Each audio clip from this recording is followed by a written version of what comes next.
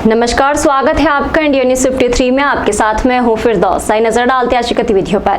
ताप्ती नदी के राजघाट पर मॉक ड्रिल की गई। यदि लोग बाढ़ के पानी में फंस जाए तो उन्हें कैसे सुरक्षित निकाला जाता है, रेस्क्यू ऑपरेशन किस तरह किया जाता है, इसको लेकर एक मॉक ड्रिल की गई।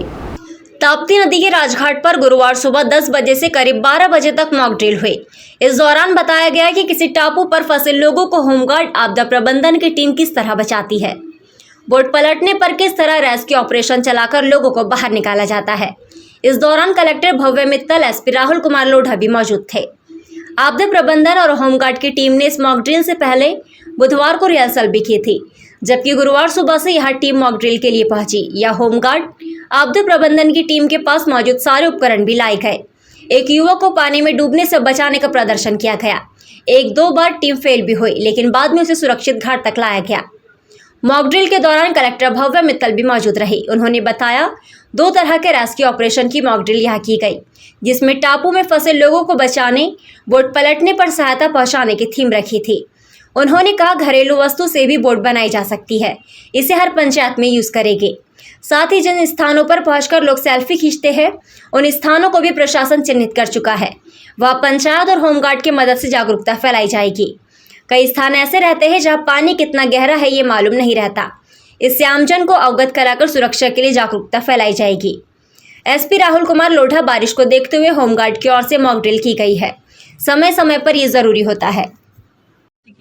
हाँ, हम अभी बैठक में उन्हीं लोकेशंस को आइडेंटिफाई करेंगे जहाँ पे खासकर जो यूथ है वो जाके सेल्फीज खींचता है, जहाँ पर जो अच्छे स्पॉट्स जिले के माने जाते हैं, और उन एरियाज को पहले से आइडेंटिफाई करके या तो पंचायत के माध्यम से या होमगार्ड के माध्यम से वहाँ पे सतर्कता की जाएगी, ताकि लोग खासकर गहरे पानी में या जहाँ पर पता ही नहीं कि पानी की डेप्थ क्या है, वहाँ पर अननेसेसरली जाकर ऐसे ही कोई सिचुएशन पैदा ना करें जहाँ पे उनको अलग से रेस्क्यू टीम को भेजकर रेस्क्यू करना पड़े और उनकी जान भी खतरे में हो। यहाँ पर जो बादल खोरा है और बसाली गांव है, यहाँ होमगार्ड से। देखिए, जब भी कोई डिज़ास्टर की सिचुएशन आती है तो उस टाइम के लिए होमगार्ड्स की जो अलग से होमगार्ड के जो जवान हैं उनको इस चीज़ की ट्रेनिंग दी गई होती है, तो उसकी मॉक ड्रिल समय समय पे करना आवश्यक है, जिसको मद्देनजर रखते हुए ये एक ट्रेनिंग आयोजित एक मॉक ड्रिल आयोजित की गई थी, और इसको और भी रिफाइन करने के लिए इस तरीके की ट्रेनिंग मॉक ड्रिल जो है वो लगातार होती रहेगी।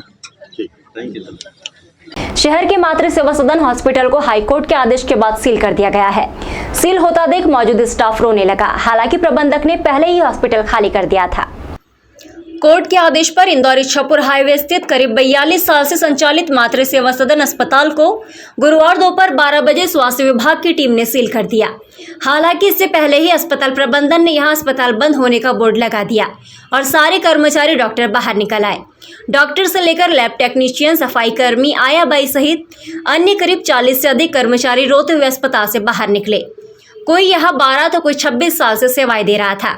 इधर अचानक अस्पताल बंद होने से मरीज हैरान रह गए। कुछ डॉक्टरों को चेकअप कराने पहुंचे तो कुछ महिलाएं अपनी जांच रिपोर्ट दिखाने आई थी। संचालक ने कहा, हमें कोर्ट का आदेश मान्य है, जो भी कमियां बताई गई है उसे दूर कर जल्द अस्पताल चालू कराया जाएगा। दरअसल मातृ सेवा सदन अस्पताल को लेकर शिकायत की गई थी। यहाँ कुछ केसेस में लापरवाही बरती गई है। इसके बाद स्वास्थ्य विभाग ने इसकी जांच की। मुख्य चिकित्सक स्वास्थ्य अधिकारी डॉक्टर राजेश सिसोदिया ने बताया, जांच दल ने अपनी रिपोर्ट प्रस्तुत की। अस्पताल को कमियां दूर करने के लिए नोटिस भी दिया गया था। फायर एनओसी नहीं थी, ब्लड बैंक का रजिस्ट्रेशन भी रिन्यूअल नहीं था, इसलिए अस्पताल का पंजीयन भी निरस्त कर दिया गया है। इधर संचालक सदस्य और पूर्व निगम अध्यक्ष मनोज तारावाला ने कहा, हमें कोर्ट का आदेश मंजूर है। संस्था 42 साल से संचालित थी। जो भी कमियां हैं उसे जल्द दूर करने का प्रयास किया जाएगा। अस्पताल नो प्रॉफिट नो लॉस में चल रहा था। मातृ सेवा सदन अस्पताल में एक प्रसूता और बच्चे की मौत के बाद हाईकोर्ट ने लापरवाही बरतने पर कार्रवाई नहीं किए जाने पर 7 अफसरों को नोटिस दिया था। इसके बाद सीएमएचओ डॉक्टर राजेश सिसोदिया ने जांच की। 9 माह पहले इसकी शिकायत मृतिका नीलू के पति भगवान दास पासी ने की थी। जांच के बाद अस्पताल सील किया गया। अपन सब हिंदुस्तान वासी है और हिंदुस्तान में लोकतंत्र है और न्यायालय सबसे ऊपर है।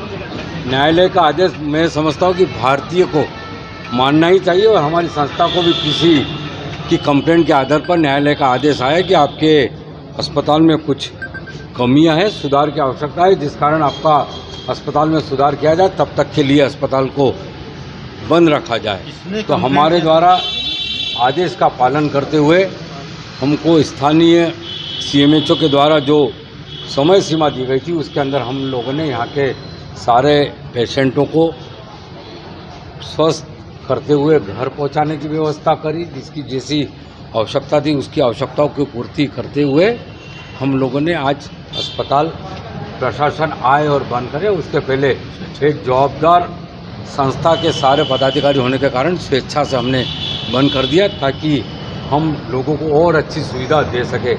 निरंतर लगातार 42 वर्षों से ज़्यादा समय से ये अस्पताल गरीब लोगों की सेवा करते हुए नो प्रॉफिट नो लॉस के ऊपर मरीजों की सेवा देते आ रहा था। हो सकता है कि इतने समय के अंतराल में हम लोगों से कुछ उस समय की व्यवस्था को देखते हुए और आज की वर्तमान की व्यवस्था को देखते हुए कुछ कमी बेसी रह गई होगी और किसी के संज्ञान में आई और हमारी शिकायत करी है तो हम उसको दूर करने का प्रयास करेंगे और शीघ्र अस्पताल को प्रारंभ करेंगे ताकि बुरहानपुर की जनता परेशान ना हो। किसकी शिकायत थी? ब्लड में भी 45 बैग। किसकी शिकायत थी और क्या शिकायत की गई थी अस्पताल के खिलाफ? वो विषय न्यायालय का है, मैं किसी का व्यक्तिगत नाम वगैरह नहीं लेना चाहता। और इस संस्था के अंतर्गत बुरहानपुर की एकमात्र लीडिंग ब्लड बैंक थी चंदू भाई सोमा भाई पटेल के नाम से, जिसमें आज की तारीख में भी 45 यूनिट ब्लड था। ब्लड जब तक हम रिन्यूएट करेंगे 2 दिन लगते, 10 दिन लगते, 15 दिन लगते। उसके बाद शासकीय अधिकारियों की विजिट कराएंगे और पुनः चालू करने की परमिशन दें। उसके पहले यदि ब्लड खराब हो जाता तो मेरे 45 लोग जिन्होंने दान स्वरूप ये ब्लड दिया है उनका ब्लड व्यर्थ हो जाता। इसलिए हम के संस्था के लोगों ने निर्णय लिया कि 45 यूनिट ब्लड शासकीय अस्पताल में पहुंचा दिया व्यवस्थित। क्या शिकायत थी आपके अस्पताल के खिलाफ? मामूली छोटी छोटी शिकायत मिली है, उनको बहुत जल्दी दूर कर लिया जाएगा। ऐसी कोई मेजर मेन शिकायत नहीं मिली है। छोटी शिकायत 42 साल के इतिहास में मैं थोड़ा सा बताऊं कि 42 साल के इतिहास में ऐसी कोई घटना दुर्घटना नहीं घटी जिसके कारण 54वां मुमताज फेस्टिवल मुमताज की 352वीं पुण्यतिथि पर गुलमोहर मार्केट में मुशायरे का आयोजन किया गया, जिसमें देश भर से शायर पहुंचे और अपने कलाम पढ़े। मुमताज महल की 352वीं पुण्यतिथि पर 54वां मुमताज फेस्टिवल बनाया गया। इसके तहत बुधवार रात गुलमोहर मार्केट में अखिल भारतीय मुशायरा हुआ, जिसमें देश भर से आए नामी शायरों ने अपने कलाम प्रस्तुत किए। तो वही स्वीडन की रॉकस्टार एनी थ्रॉट के म्यूजिक, यूरोप के अंग्रेजी कवि आयोना चैरियन भी मुशायरे में शामिल हुए। उनकी किताब का विमोचन भी हुआ। ये किताब बुरहानपुर के कवि डॉक्टर वासिफ खान की लिखी किताब मिट्टी डाल का अंग्रेजी अनुवाद है। इस बार मुमताज महल का 54वां फेस्टिवल मनाया जा रहा है, जिसमें शायरों ने एक से बढ़कर एक कलाम प्रस्तुत किए। मुशायरा सुनने के लिए काफी संख्या में लोग मौजूद रहे। रात करीब 11 बजे से शुरू हुआ मुशायरा अल सुबह तक चला। मैक्रोविजन एकेडमी के संचालक आनंद प्रकाश चौकसे ने भी अशार पढ़े। समारोह में महापौर माधुरी पटेल सहित अन्य जनप्रतिनिधि भी मौजूद थे। नेपानगर की नदी में केमिकल युक्त पानी छोड़ा जा रहा है, जिसकी वजह से पूरा पानी दूषित हो रहा है। नदी में जलीय जीव जंतुओं को नुकसान हो रहा है। नेपानगर की मसक नदी में नेपा लिमिटेड द्वारा केमिकल युक्त पानी छोड़ा जा रहा है। इस वजह से नदी का पानी दूषित हो रहा है। मसक नदी के आसपास नेपानगर के लोगों की कृषि भूमि है। मसक नदी से पाइपलाइन बिछाकर यहाँ के किसान खेतों में सिंचाई करते हैं, किंतु नेपा लिमिटेड के ईटी प्लांट से मसक नदी में केमिकल युक्त पानी छोड़ा जा रहा है, जो किसानों की फसलों को नुकसान पहुंचा रही है। और केमिकल युक्त पानी मिलने से पूरी मसक नदी में पोपड़े और केमिकल की गाद जम गई है, लेकिन जिम्मेदार अधिकारी इस ओर कोई ध्यान नहीं दे रहे। क्षेत्र के किसान मेघनाथ थटकर ने बताया कि मेरी मसक नदी से लगकर कृषि भूमि है। मेरे द्वारा मसक नदी से एरीगेशन करके फसलों की सिंचाई की जा रही है, लेकिन पिछले 2 माह से नदी का पानी गंदा आ रहा है। इस कारण खेत में लगी गन्ने की फसल खराब हो रही है। केमिकल युक्त पानी आने से नदी का पानी दूषित हो गया है और नदी में गाद और पोपड़े भी जमा हो रही है। मेरे द्वारा मौखिक रूप से शिकायत की गई थी, लेकिन आज तक कोई कार्रवाई नहीं हुई। अब मेरे द्वारा कलेक्टर, एसडीएम और नेपा लिमिटेड के जिम्मेदार अधिकारियों को इस संबंध में लिखित रूप से शिकायत की जाएगी। क्या नाम है काका आपका? मेघनाथ हटकर। क्या परेशानी हो रही है आपको खेती करने में? ये नेपा मिल द्वारा 2-2.5-3 महीने से प्रदूषित जल को डायरेक्ट मसक नदी में छोड़ा जा रहा है, जो कि मैं मसक नदी से अपनी सिंचाई करके अपनी फसल उगाता हूँ, लेकिन ये पल्पा का पानी आने से मेरे को खेती करने में इतनी परेशानी हो रही है कि मेरी फसल ख़राब हो जा रही है, फसल नष्ट हो जा रही है मेरी। मौखिक रूप से मैंने 1-2 जनों से शिकायत भी की, लेकिन मेरी कोई सुनवाई नहीं की गई। अब मैं इसकी तहसील कार्यालय में एसडीएम के पास में इसकी मैं शिकायत कर रहा हूँ, और नगर पालिका सीएमओ साहब के पास भी, और अपना सीएमडी साहब के पास में भी इसकी लिखाई शिकायत करने जा रहा हूँ। कहाँ से आ रहा है ये दूषित पानी? ये नेपा मिल द्वारा छोड़ा जा रहा है। कैसा रहता है दूषित पानी? ये पूरा पल्प, यानी जो पल्प का जो गाद है पूरा डायरेक्ट मशक नदी में बह रहा है। ये तो मशक नदी में बह रहा है, इसके क्या नदी में गाद वगैरह भी जमा हो रही है? बहुत ज़्यादा मात्रा में गाद जमा हो रही है, और लोग इसमें व्यवसाय तकात कर रहे हैं। अच्छा, इसका पानी तो जो है ताप्ती नदी में जाके मिलता है? यहाँ आधा किलोमीटर अपने खेत से आधा किलोमीटर दूरी पे ही ताप्ती नदी है। और इसके उपरांत भी कुछ लोग आए थे, लेकिन उन्होंने केवल देखकर गए, लेकिन किसी प्रकार की कोई कार्रवाई नहीं की गई। क्या ना आधी रात को शहर के लालबाग चौराहे पर प्रेशर हॉर्न लगाकर बुलेट घुमाने वाले युवकों के खिलाफ यातायात पुलिस ने कार्रवाई करते हुए 5 बुलेट वाहन जब्त किए हैं। लालबाग से संदी बस्ती चौराहे की ओर आधी रात को करीब आधा दर्जन युवक अपने बुलेट वाहन पर प्रेशर हॉर्न लगाकर करतब करते हुए लोगों को परेशान कर रहे थे, जिससे लोगों ने इसकी शिकायत पुलिस से की थी। आधी रात को यातायात पुलिस ने युवकों को वाहनों के साथ धर दबोचा।